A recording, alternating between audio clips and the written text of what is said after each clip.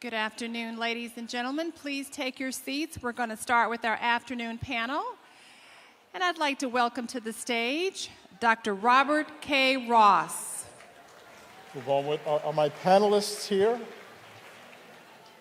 Edgar, Maria, come on up to the stage. I know one of our panelists, I believe it was it Saru? Is she here? Saru's here? Was involved in a fender bender. I know, unheard of in LA, right? But let me, so join me, please, Edgar Villanueva and Maria.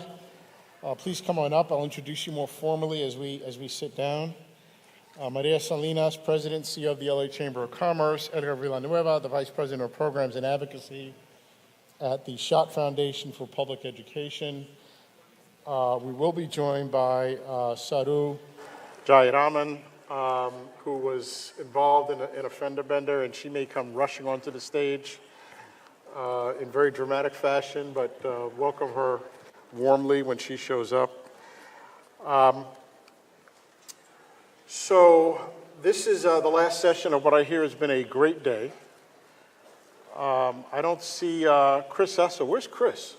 I see everyone but Chris Essel. But she's probably making coffee or something out there. But a round of appreciation for Chris Essel and the staff of SCG for what they've done.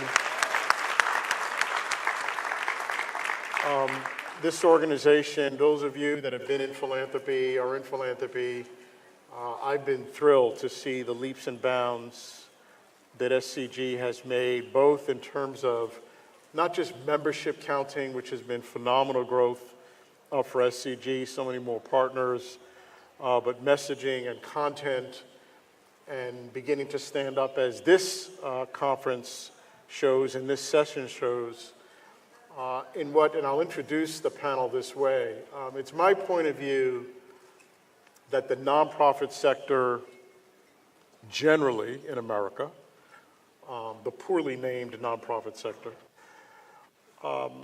and the philanthropic sector in particular are now charged with a moral obligation which peaks at this moment in our nation's history. And my 2 cents on that is that the nonprofit sector,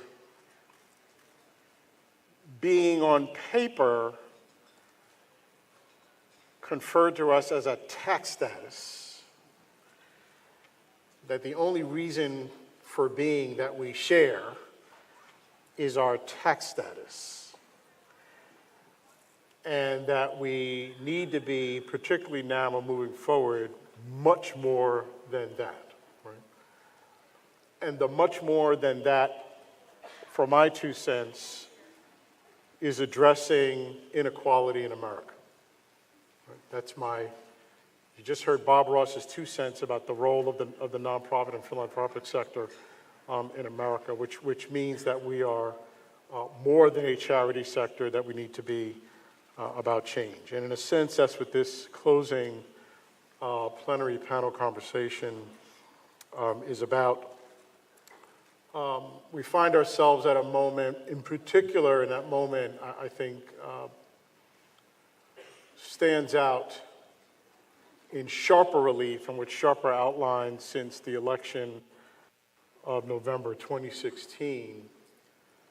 And there are 2 things at play here. One is we find ourselves at a moment of dueling narratives competing for the soul of this nation, right?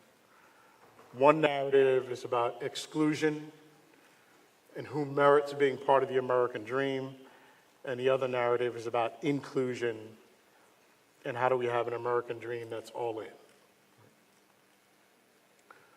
And then secondly, how do we move from a charity frame to a change frame in terms of narrative, right, for what defines our work. So we have 3 panelists who I've invited to, and we've invited to push our field to new heights and breakthrough thinking on that front.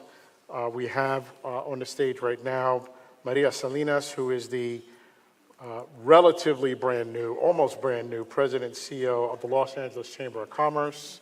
Welcome, Maria. Thank you.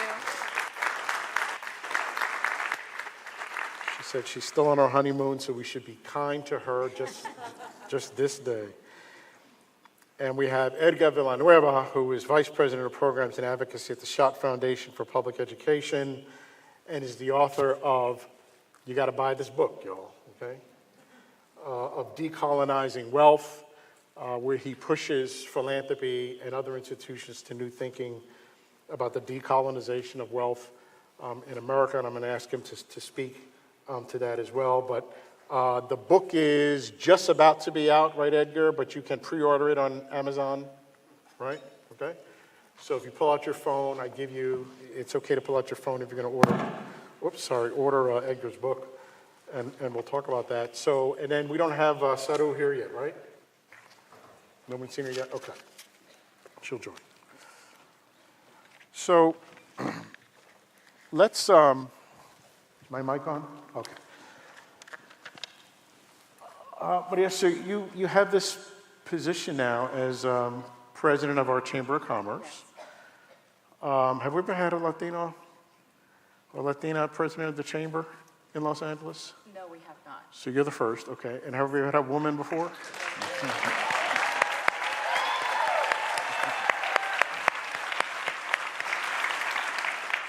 No pressure there. None at all. And so your constituency in your day job is business leaders. Yes. So talk about the role of this chamber and the business community in this conversation about a new narrative for America. Sure. Well, first of all, thank you very much for having me this afternoon. I'm really excited to be here and to be part of this conversation. I think it's very relevant to the business community. So being the leader of the LA Chamber, which is probably the second largest chamber across the country, it's a big responsibility and one that I do not take lightly. It's a very important role for me. The Chamber is the voice of business, and we are the ones that advocate on behalf of business. But I want to add a context to that has been present at the LA Chamber, and that's with regard to its value system. The Chamber views its work as being one to implement prosperity for all, and to really focus on quality of life. And those elements live in various programming and various advocacy work that we do on a day-to-day basis.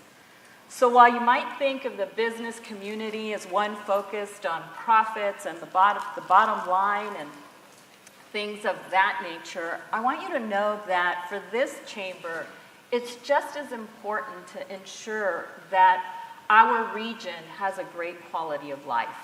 So when we look at the important things that we need to advocate for, it's with that lens that we do that.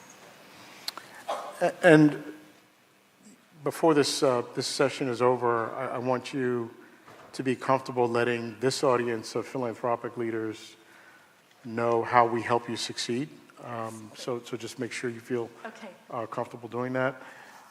Edgar, you come to this conversation, and the conversation we're having in this session is about a new shared narrative, an inclusive narrative, a new social compact, social contract perhaps, for the nation and for us here in California.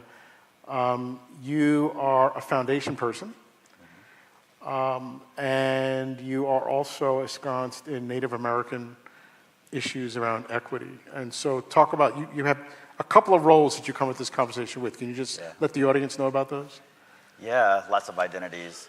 So yeah, I'm a part of this dysfunctional family of philanthropy, and I love it. Many friends in the room. Good to see you. I'm honored to be here. But yeah, absolutely. I think that we have a role to play in this narrative work of making sure that the change that we envision, the path that we want to aspire to in this world, as a country, as California, is inclusive of all perspectives and all people, including our First Nations. And so we have not always in philanthropy had a history of being inclusive. We have a long ways to go. I think having these conversations on the main stage of a foundation conference is something I never imagined would happen in my lifetime when I first got in philanthropy 14 years ago. So I see that we're making progress and we're learning together how to be more inclusive, how to allocate resources in a more equitable way. And I think that's great. And my push today is that beyond understanding the language, the narrative, thinking about what voices need to be there, is really moving to action. And many of you may have seen the report that came out from PRE last year that showed that only 6 to 7 or 7 to 8% of philanthropic resources go into communities of color. And so although we're here and we're having a conversation and we're really wanting to push forward an inclusive frame, the data will tell, and as time moves on, are we actually beginning to embody and practice equity in terms of who decides where resources go, who's receiving resources, so that those that have been historically marginalized from philanthropy and from all the tables that are setting that vision for our future can be more representative. And so the other phenomenon since the November election of 2016 that has become clearer to a number of us, and certainly clearer to me, is the communities that many of our philanthropic institutions serve and are accountable to. And you'll talk about what that accountability means in this new book, Edgar. But it's fundamentally clearer to us in the communities we support and represent what we don't like and what we don't want, right? And so the thought of a new social compact, a shared narrative, a shared vision, is what do we want, right? Particularly what our communities want. So I want to ask you each, starting with you, Maria, in the content of what should be in a new shared narrative, from your standpoint as a business leader, what needs to be in it? And I'm going to ask you the same question, Edgar, and then I'm going to ask you guys about who needs to be part of that conversation. So talk about what's in it. And you were mentioning in the green room, Maria, something that has risen higher on the radar screen of business. Can you share that with our Yes, one of the things that I was sharing earlier is that, I started August 1, and it was my vision to go out and do a little bit of listening and learning, and I did that with our board members, our funders, our stakeholders, and small and large businesses of all sizes. And one of the things that has resonated over and over again is this affordable housing crisis. And it is a crisis here in the state and in this region in particular. And no matter who I speak to, that issue comes up over and over again. And, I wrote an op-ed piece about it, and I got a call from a radio station, and I did an interview with them, and I was really surprised that the question to me was, why should business care about affordable housing? And we really need to understand that those issues that impact employees, that impact people here in this region, those are important issues for businesses. If our folks from this region cannot afford to live somewhere that's near their employment, how are we supposed to then move a workforce forward? If we are addressing education and training and things of that nature, but folks cannot afford to live here and live near where they're employed, that's not something that works for us. I've talked to companies that are growing here, and they're realizing such great economic benefit, and they want to grow to the next level. So what are they doing? They're growing their next division out of state because it's too expensive to live here. So those type of issues that aren't typically associated as a business issue, as a revenue driver, it's something that impacts the workforce and something that is very important for us to take to heart. I just came from a meeting with Controller Betty Yee right before I arrived here, and I love the way that she's looking at it and saying, how can we put forward comprehensive solutions on housing? And to me, if the chamber can help lead an effort like that or partner with her to bring that to the fold, then I'm happy to do that. So, and you can tell me this question is none of my damn business, but so take me to when you were interviewing for this job, and you're with the search committee and the board of the chamber. And the conversation around issues of inclusion, equity, sort of how the chamber stands up in this moment came up. And so I'm wondering whether issues like affordable housing and homelessness came up in that conversation. And the reason I'm asking that is there an expectation from your board that you would assert leadership on that issue? Or is it more, well, you're going to have to bring them along? No, I think there's an expectation that we will lead in areas that are important to the workforce, that are important to the business community. When I came through that search process, it was very clear to me that the chamber was, I figured if they're looking at me, a Latina woman, just by my very existence, they were ready to do things a little differently than they had in the past. And so I was happy to be able to have that opportunity to share with them what I felt could be a more inclusive agenda with the chamber. And I'm here, I'm 6 weeks into it, and it's been a great ride, and I see a lot of wonderful opportunity in the future to do greater impact. And let me talk about an issue that I assume you're going to be committed to, but again, the message to our colleagues here is how we might partner and how we might help.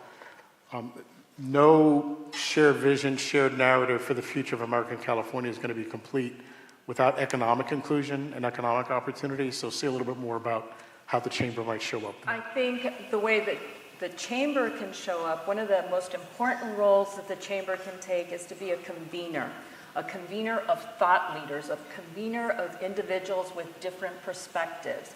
That's something that I am really taking to heart, because in the simple few meetings that I've done thus far, when we bring the elected officials, the business community, the nonprofit sector, when we bring them together, I know we're having amazing conversation about what we can do to really move our agenda forward. And I think that dialogue is much richer when we have different perspectives around them. Saru, we know you just got here. I told the audience about the drama you had to deal with before you got here. So I'm going to give you a minute to breathe. Pour yourself a glass of water, take a breath. I'll throw this next question to Edgar, and then I'll introduce you more formally. So Edgar, from your perspective, from the standpoint of shared vision, shared narrative, social compact for the future of this country, what needs to be in it? What's the content? What would make it relevant to particularly the Native American community, but to communities of color and marginalized communities generally?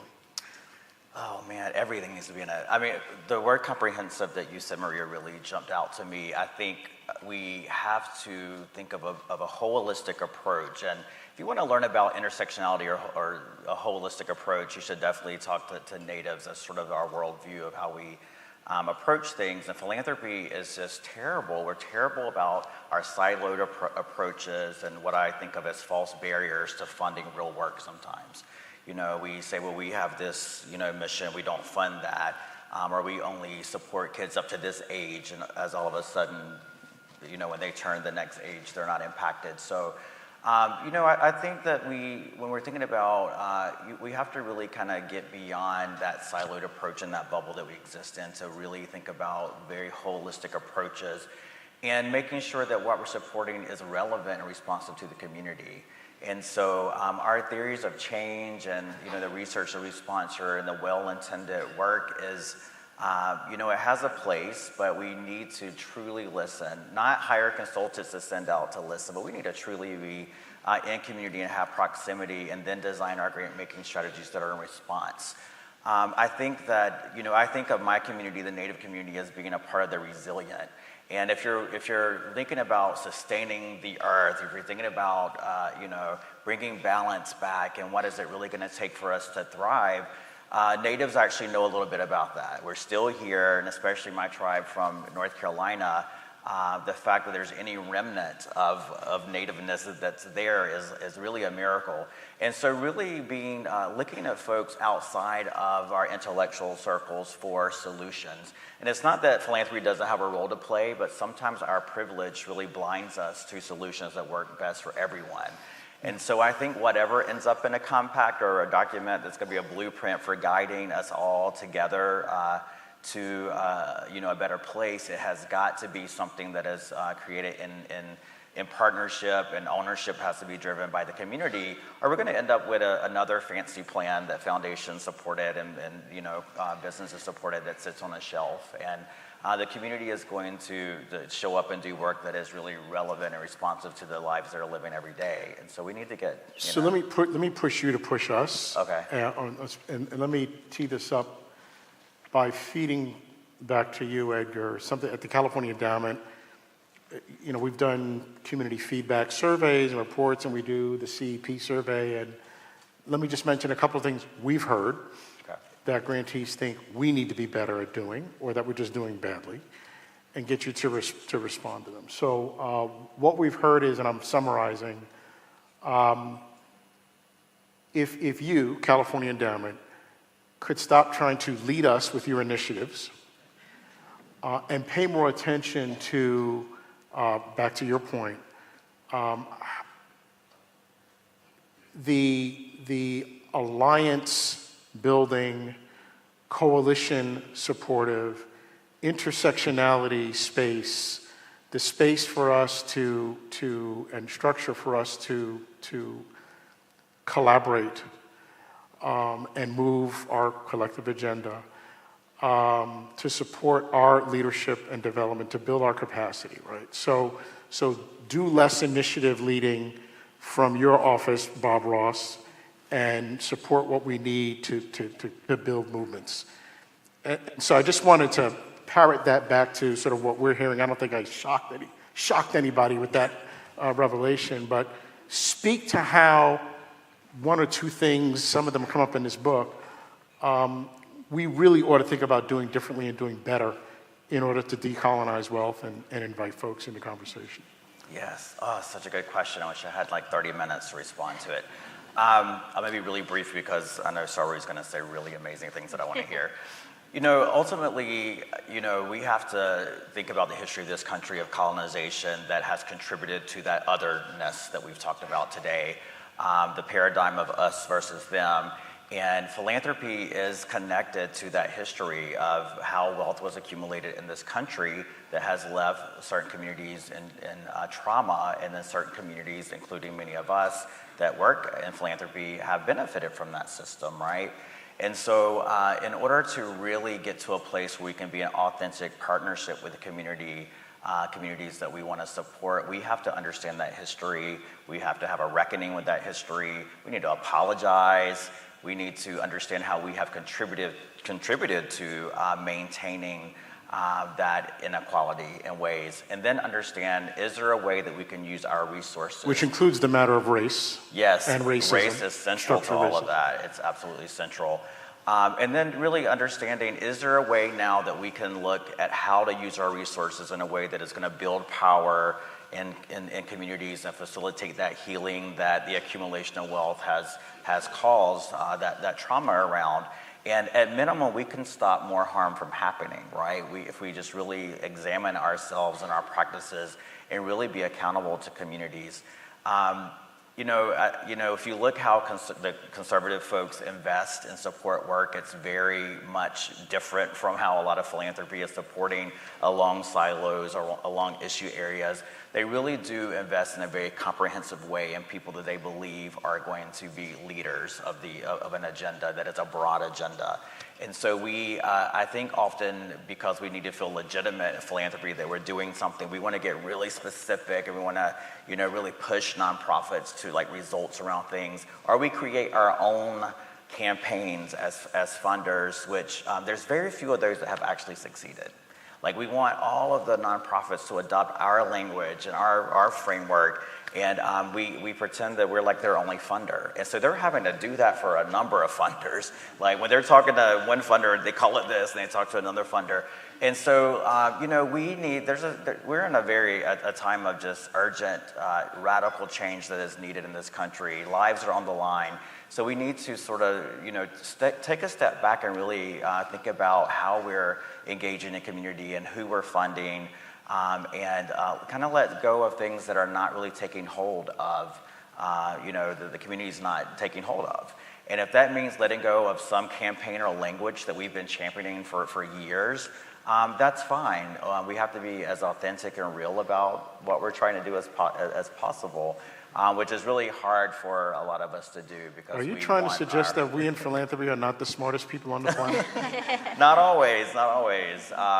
Again, I think solution, like we all know this, we say this in all the conferences, that the people who are living and most impacted by issues actually have the best solutions. We just find it really hard to listen for whatever reason, and to support what folks already know is working in communities. Saru, welcome. Saru Jayaraman is the labor and fair wage expert and leader on our panel. And as you see, we have business and labor at bookending. Edgar, her day job is co-founder and co-director of the Restaurant Opportunity Center United and director of the Food Labor Research Center at UC Berkeley. Welcome. Glad you're safe. Thank you. And healthy after your drama. What you missed is we started this conversation talking about the dueling narratives in this nation, a narrative of exclusion and othering versus a narrative of inclusion and equity, and how we in philanthropy show up at this nation in this moment. So you get the softball question of what do you want a room of 600 philanthropy leaders and nonprofit leaders to know? All right. Well, first, I'm so sorry. I had to experience Southern California for what it is by being rear-ended on the freeway. So I really apologize. Just quickly about who we are, what we do. I founded and run a national organization of 130,000 restaurant workers, 700 restaurant owners, and thousands of consumer members all working together for better wages and working conditions in the restaurant industry, which just surpassed the 13 million worker mark in the United States. So 1 in 11 American workers currently works in restaurants. It is the #1 fastest growing private sector employer in the United States, and yet it continues to be the absolute lowest paying, largely due to the money, power, and influence of a trade lobby called the National Restaurant Association, which has fought to keep wages nationally, not in California, but nationally at $2.13 an hour for tipped restaurant workers. So our work over the last 17 years since we founded the organization has been to both lift the floor, which is to get rid of this abysmal and ridiculous wage of $2, to lift people to a living wage through policy, research, culture change, even industry shift, partnership with employers to actually have them work with them to raise wages and actually demonstrate with them how they can reduce turnover, increase productivity and profitability by increasing their wages, and document that. And at the same time do what we call building the ladder, which is actually creating pathways for mobility, which is not just about workforce development. So to your point of what should funders know, we in the workforce development world, I think, make a couple of big errors. First, we focus on the sectors that we think are high skill, ignoring the largest and fastest growing industries in America, and the skills that are involved in those industries. So the livable wage jobs in our industry, which are fine dining, server, and bartending positions, 25-30% of that 13 million, depending on the region of the country you're in, that 25 or 30% is more statistically, numerically, in total than all the high tech, all the tech jobs available to low-wage workers in the United States combined. And so, we really miss huge sectors of the economy when we say, oh, that's low skill, low wage, we're going to forget about it. But we also make a huge mistake in workforce development by thinking it's all about getting in our case, 80% of the people into 20% of the jobs, which is never going to happen. It has to be both about lifting the floor, growing the number of livable wage jobs, and fundamentally that work for us has been about both workforce development and very intensive implicit bias training and testing with employers to get the way they're hiring people, and even work with consumers to get them to change how they're thinking about who should be in what. Who could be your fine dining sommelier or server or bartender? Do they have to be a white man? So, all of that is to say that in a social compact, which I think this conversation is about, obviously you have things like living wage and paid sick leave, but I find that a lot of funders approach those issues or think about those things, whether it's from a workforce development angle or a policy angle or research angle, in terms of this concept of win-win, win-win. What's the win-win solution? And I find often that win-win means win for one side of the equation.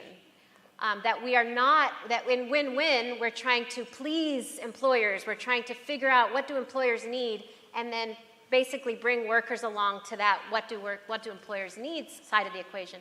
In our case, we've actually done both. We have what we call promoting the high road to profitability and creating consequences for those that take the low road to profitability, and pushing more employers to take the high road while we are simultaneously actually working with those employers to figure out what they need. So just as a quick example, we were very involved in Me Too and Time's Up. I walked the red carpet with Amy Poehler at the Golden Globes. It really elevated our work to show the connections between sexual harassment and the sub-minimum wages and the paltry wages in our industry. And we started, when Me Too erupted, with 200 restaurant companies in our association, and today have 700 restaurant companies in our association. 500 companies joined forces with us when we started to hold employers more and more accountable around sexual harassment and low wages. So what does that say to you? The old wisdom that we're going to change industries through win-win by placating employers and saying whatever you need is what we're going to provide isn't always actually the fastest way to transform sectors or uplift people. Sometimes actually holding employers accountable and pushing them to think differently about the way they do business actually ends up creating more win-win opportunities for employers to come forward and work with us. So we've worked with hundreds of companies now to increase racial equity, to increase gender equity, to improve their systems around sexual harassment and sexual violence, to increase wages. We're working with very large chains to increase their wages and equity. We're working with smaller companies, very high-profile companies. I got in an accident on the way here from meeting with a very high-profile restaurant company here in LA that was dealing with some very severe sexual harassment issues and now is wanting to come out of it and have a redemptive moment and actually turn their systems around, and that's what we do. But we don't do it from a framework of win-win, win-win. We do it from a framework of a social compact. Everybody needs to thrive and survive, and that means the workers at the bottom as well. And let's start there. Let's start with the people that are struggling and suffering and make sure they are doing well, and figure out then how the employers can actually change practices to accommodate their livelihood, their prosperity, not whether, but how. And I'll just close by saying, the best successes we've had are with employers and even associations. We work very closely with the Golden Gate Restaurant Association, for example, that has come to a place of, as many of our employers have come to a place of, the question is not whether or not we can do things like raise wages and provide benefits and have equity. The question can no longer be whether. The question is how are we going to get there together? Okay, Senator. So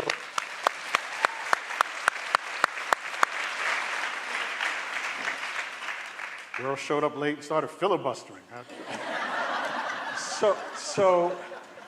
And I understand this may be, I foresee dinner. Sorry? I foresee a dinner date with me, you, and Maria. Great. That's Based what on we love to this do. question, because now Yes. with labor kind of business here, I want to ask you. So California's made, so back to the social compact, the shared narrative, living wage needs to be part of that conversation. Housing, affordability needs to be part of that. I would say, of course, health for all. Edgar has talked about inclusion, so we can see that, we can envision that as sort of some of the basic elements. But help us understand the difference between the movement in minimum wage, which California has seen movement, which is here, and living wage, which is here. Talk about that gap and what needs to happen to fill that gap. And then I want to hear from Maria, and maybe, again, unfair and as new as you are. But if living wage showed up on your desk for the chamber to support as part of a shared narrative for California, could you envision the chamber supporting that? So Saru, talk about the gap between minimum wage improvements and living wage. Yeah. So minimum wage is a floor that we need everybody to meet so that we are not a failed society. I always refer to this great New York Times article that covered restaurants in Copenhagen where the wage is minimum wage is $21 an hour, and Burger King and McDonald's all pay $21 an hour. The burger is about 50 cents more cost-wise than it is here. And at one point, they interviewed the head of all the Copenhagen airport restaurants and asked him, why do you pay $21 an hour? And he said, well, if we didn't, then most of our workers would be on public assistance, and that would be the sign of a failed society. So when you have an industry, even at $15 an hour, where you have 3 times the level of food stamp usage and public assistance usage as the rest of the economy, where the industry costs us as taxpayers $16.5 billion with a B dollars on an annual basis in taxpayer-funded public assistance, you have a failed society and a failed industry. And we talk about minimum wage as a place to start to get us out of that failed society so that people can actually work and feed their families and not have to live on public assistance. And health coverage is part of that cost, right? I'm sorry? Healthcare coverage. Healthcare coverage, yes, absolutely. Medicaid. Livable wage is much higher than that and gets us closer to remunerating these workers as, and this is going to be maybe sacrilege, the high-skilled professionals that they are. It's so, a lot of us in these circles use low skill and high skill very loosely. And the truth is that in Europe, you go to school for many years to be a hospitality professional. And there's a lot of history that I can share with you as a professor as to how that happened. A big part of it was the labor movement in Europe actually reclaiming the industry as a profession and saying we are professionals, and creating schools and universities to actually make it a profession. There was a time in this country when teaching and nursing were considered low-skilled professions, but it took schooling and training and organizing to make them into considered high-skilled professions. So I think we should think a little bit about how we're using low-skill and high-skilled. But to that point, living wage gets people closer to remunerating them, valuing them as the professionals that they are. And how do we get there? We're working with some of these fabulous employers among the 700 that I mentioned that we've gotten to the point of, yes, paying $30 and $35 an hour. We work with Daniel Patterson, a very famous celebrity chef here in California. We've worked with him in some of his restaurants to get him to $35 an hour. So it is totally possible. He's a very successful restaurateur. It is totally possible, but what we're talking about is a complete culture shift to really begin to re-examine these jobs, these careers, again, as professions. So Maria, no pressure, but in your new role, None what at you all. just heard from Saru, does that give you excitement or a migraine? Oh, no. I can step back and tell you, even as I was going through the search process, that one of the things that had been shared is the important role that labor plays in the business community. A lot of times they're viewed as adversaries. And in most of the country they are. And coming into it, that's not the role I'd like to take. I don't think that that's the role that our board leadership would like to take.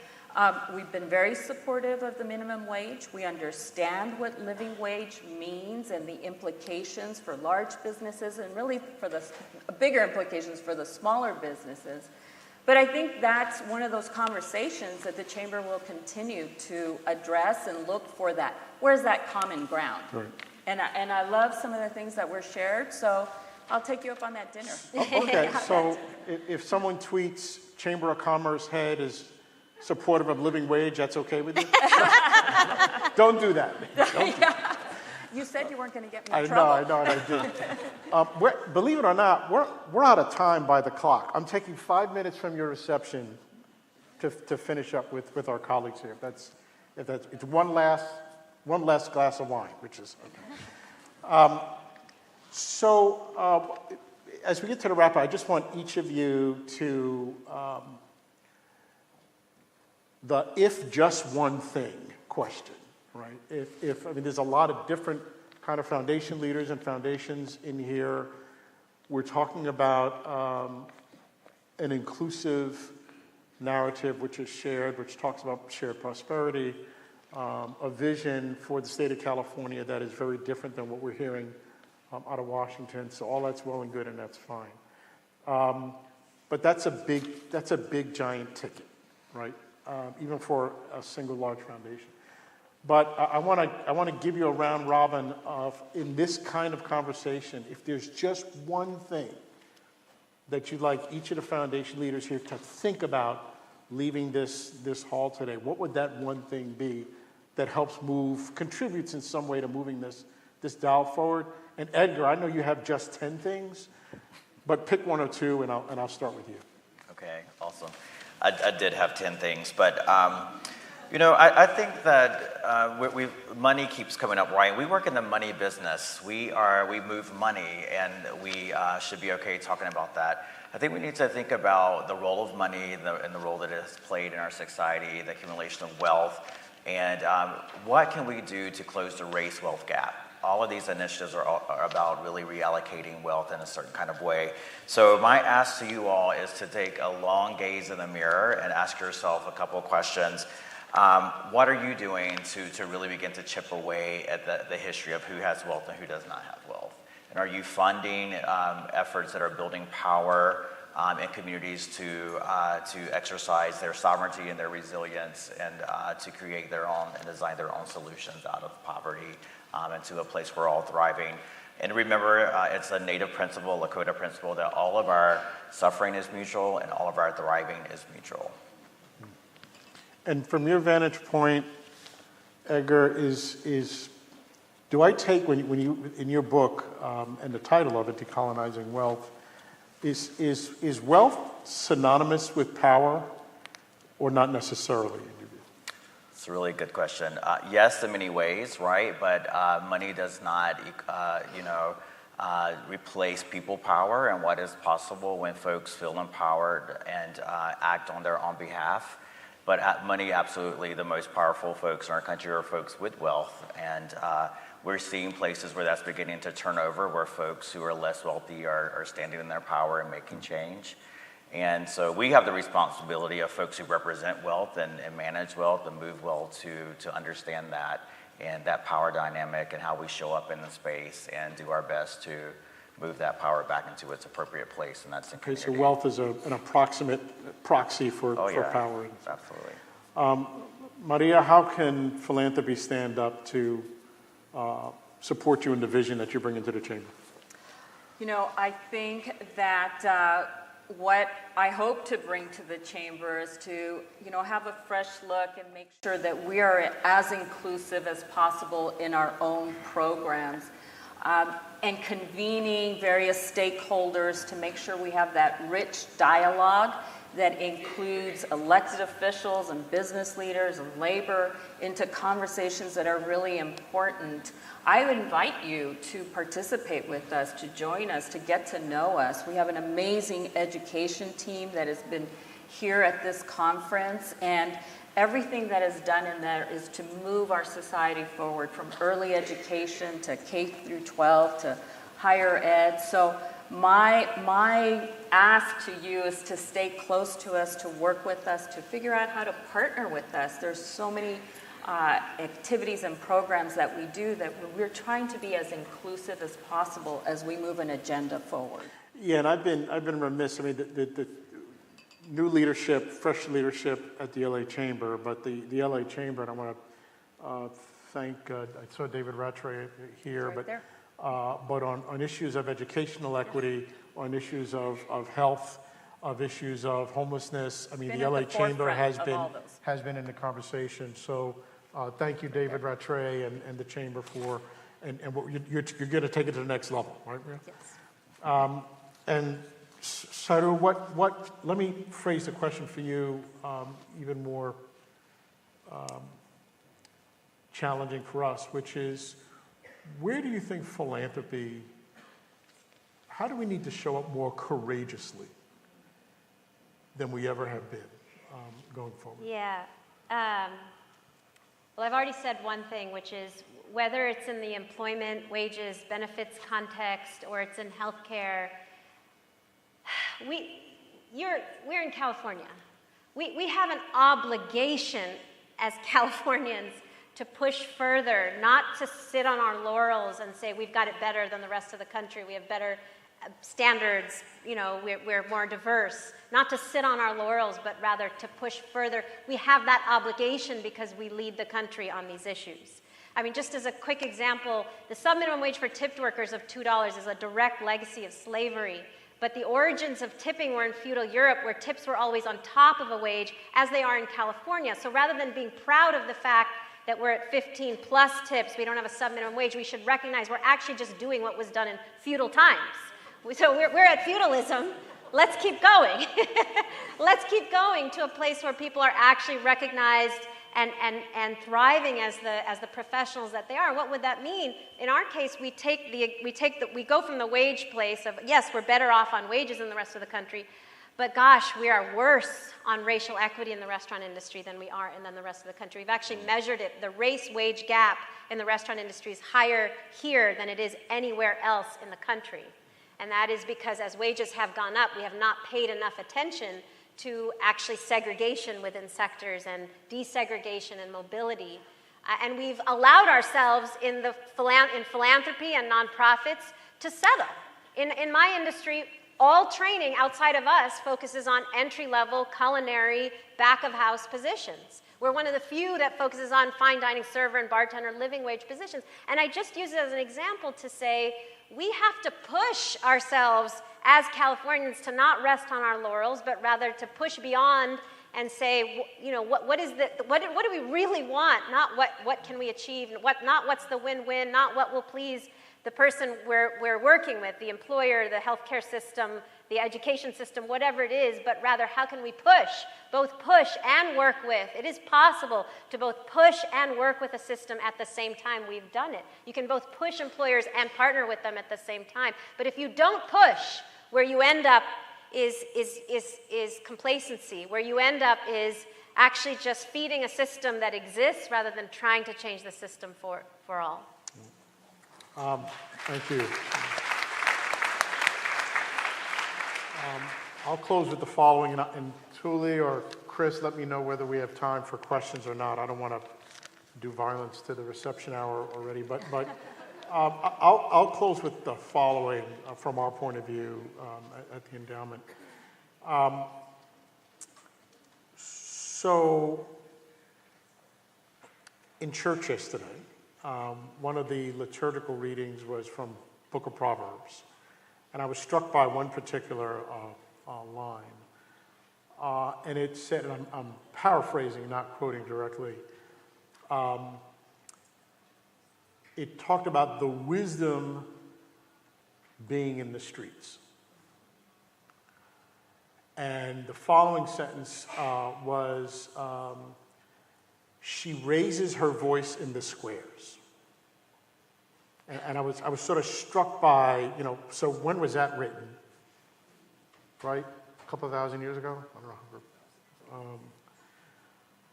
know. And the reference to wisdom in the female gender back then, I was struck by sort of that as well. But if we have a conversation about a shared narrative, a different kind of future for our nation, how do we make sure that the wisdom is coming from the streets? Each of you sort of spoke about that, particularly you, Saru, about how do we get in the skin of those who are most negatively impacted and hearing their wisdom and having their participation. So the most important thing I think we can do, we've talked about the content of what a new social compact and shared narrative might be, but I know that each of you would agree, let's make sure we're getting the wisdom from the streets and the people that are at the effect of these issues and make sure that we leave space for them to get in this conversation. You spoke about that, Edgar, which stop trying to lead us with your initiatives and listen better.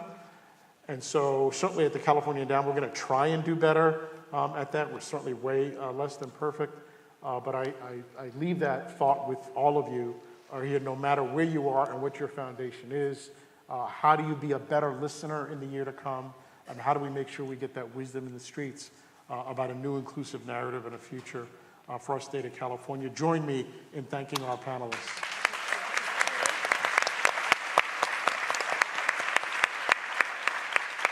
I see Nikki Irvin. Nikki, we have no time for questions? I guess that's a no. At the reception. Don't move. Okay. Thank you. Let's thank Dr. Ross, Maria Salinas, Edgar, Villanueva, Saru, Jayaraman.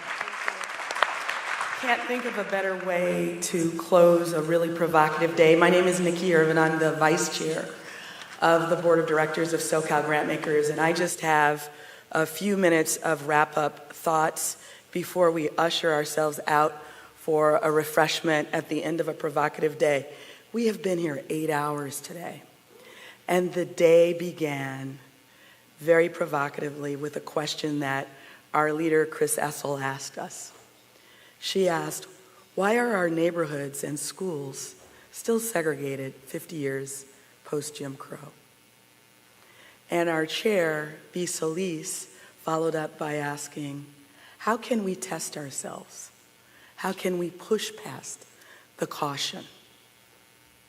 So when you hear that question, I think that's our invitation and challenge to not just leave it here, downtown LA at the Hotel Intercontinental, but to take it back into our homes, our workplaces, our churches, our communities, in order to really implement. I had the honor of moderating a panel with Dr. Tyrone Howard and Alberto Retana, and we talked about how blessed we are as Californians to be in an initiative-rich state. Boy, do we know how to pass initiatives. But the challenge is, what do we do with the implementation of those blessings, of those inspirations? How do we make them happen? And as philanthropists, we play powerful and influential roles in that implementation. I want to also recall what John Powell talked about as othering as the problem of the 21st century. And he challenged us to start with short bridges. Start with family, a gay sibling, or a co-worker, or maybe that security guard in the building that we come into every morning. These are short bridge opportunities for us. We heard from Judy Belk, Martine Singer, and Daniel Beatty that achievement doesn't necessarily equal wellness. Achievement doesn't necessarily equal wellness. And here we heard the opportunity to think of wisdom in the streets, whether those streets are Main Street where we have businesses, or the streets where we have restaurant workers who are working on their feet all day, an 8-hour day plus. And we're thinking about our Native brothers and sisters. So we've had a lot of food for thought in these 8 hours. And I think our challenge and opportunity is to not just remember it, but to act on it, especially now. So with that, we're not done. We have an opportunity to leave this room and have a cocktail hour on the Hollywood Terrace, thanks to our partners at KPMG. And guess what? When we talked about the arts at lunch and the fact that the arts move hearts and move souls, we're going to have some music from Master DJ, SCG's very own, Sonny Abagaz. So go forth, celebrate, connect, and let's take it to the streets. Thank you, everyone. Thank you, SCG.